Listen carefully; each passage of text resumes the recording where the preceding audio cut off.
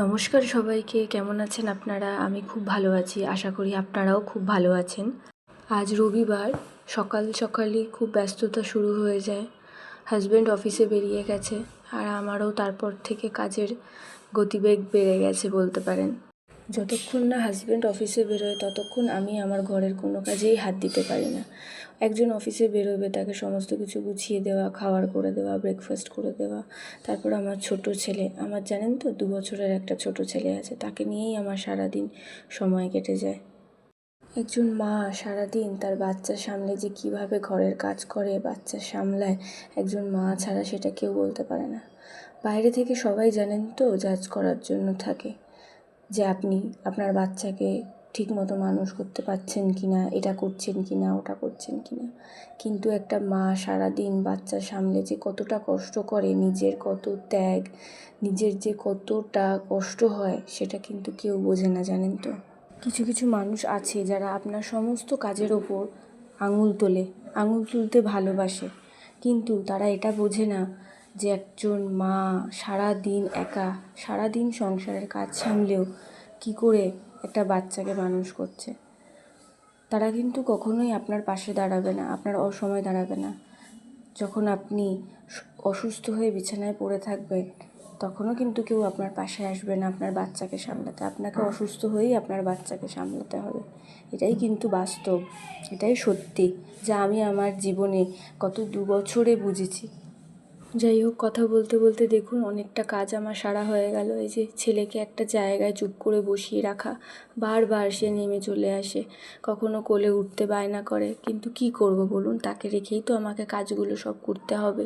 তারপর আমি সব আমার রান্নাবাড়ি সারলাম, রান্না করে নিয়ে তারপর দেখলাম বোন এলো, ওর এখানে একটা কিছু কাজ ছিল, ও কাজ সেরে তারপর আমার কাছে আসলো। 2 দিন ধরে জামা কাপড় পরেছিল, ছেলে এত বায়না করছিল সন্ধ্যাবেলা করে যে আমি কোনো কাজই করতে পারছিলাম না, সারাক্ষণ ওকে নিয়ে খেলতে হচ্ছিল, বসতে হচ্ছিল। মাঝে মাঝে বাচ্চারা যেরকম করে, একটু ঘ্যান ঘ্যান করে, হয়তো ভালো লাগছিল না ওর। সারাদিন তো একা একাই আমার সাথে থাকে, খেলার সঙ্গী পায় না। তো 2 দিন ধরে জামা কাপড়গুলো জড়ো হয়েছিল, তো বোন এসেছিল, ওর সাথে গল্প করতে করতে সমস্ত জামা কাপড়গুলো পাট করে নিচ্ছিলাম।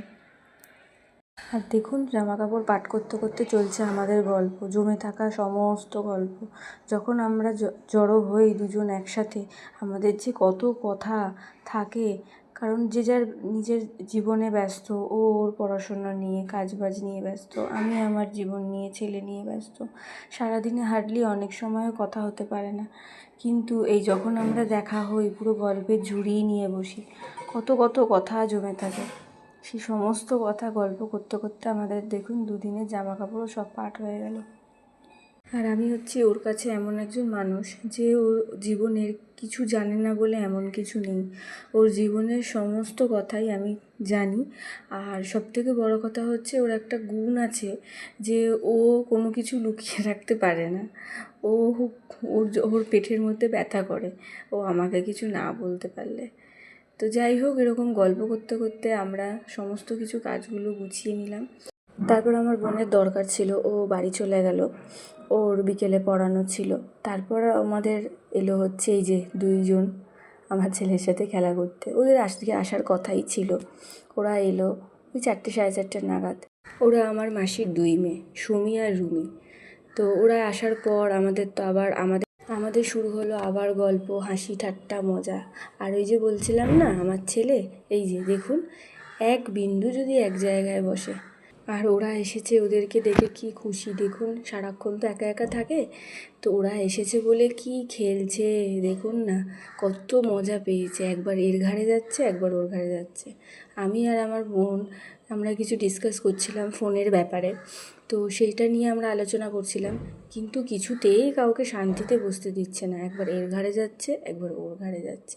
তো যাই হোক, তারপরে মাঝখানে আমরা আম খেলাম, আমরা দই খেলাম, আমরা কিছু খাওয়া দাওয়া করলাম, সেইগুলোর আর ক্লিপ নেওয়া হয়নি। তো তারপর আবার আমরা গল্প করতে লেগে গেলাম। তো যাই হোক, সেদিন ছিল আবার ফাদার্স ডে। আমার হাজব্যান্ডকে তাড়াতাড়ি বাড়ি আসতে বলেছিলাম, কিন্তু ওদের তো কাজের প্রফেশন, আমার হাজব্যান্ড ইভেন্ট ম্যানেজমেন্টে চাকরি করে, তো ওদের কোনো ছুটি, কোনো পুজো, কোনো সোশ্যাল গ্যাদারিং থাকতে নেই। সবাই যখন আনন্দ করে ওদেরই তখন কাজ থাকে। তো সারা বছর এরকম কাজের মধ্যে দিয়েই কাটে। তো ওকে তাড়াতাড়ি বাড়ি আসতে বলেছিলাম, তো ও বলেছিল যে আমি দেখব, যদি তাড়াতাড়ি আসতে পারি আসার চেষ্টা করব। তো মোটামুটি সেদিনকেও মানে কপাল করে ভাগ্যের জোরে ইভেন্টটাও তাড়াতাড়ি শেষ হয়ে গেছিলো। তো কিছুক্ষণ পরে আমার হাজব্যান্ডও চলে আসবে, ফোনে কথা হয়েছিল। আর এদিকে তো আমার ছেলের দুষ্টুমি বন্ধই হচ্ছে না, দেখুন না, যেন মনে হচ্ছে ওর ঘাটটা ভেঙেই দেবে। এত দুরন্ত বাচ্চা যদি কারোর কাছে আপনাদের থাকে, একটু কমেন্ট করবেন তো আমাকে, যে আপনারা কি করে সারাদিন একটু আপনার বাচ্চাদেরকে সামলান। আমি তো আমার বাচ্চাকে সামলাতে গিয়ে নাজেহাল হয়ে যাই, কখনো কখনো মেজাজও হারিয়ে ফেলি, কিন্তু কি করব বলুন, আমি একা ঘরে আর ওকে নিয়ে সামলাতে পারি না। আর দেখুন, ওর বাবার জন্য একটা কেক নিয়ে এসেছিলাম আমি, ফাদার্স ডে সেলিব্রেশনের জন্য।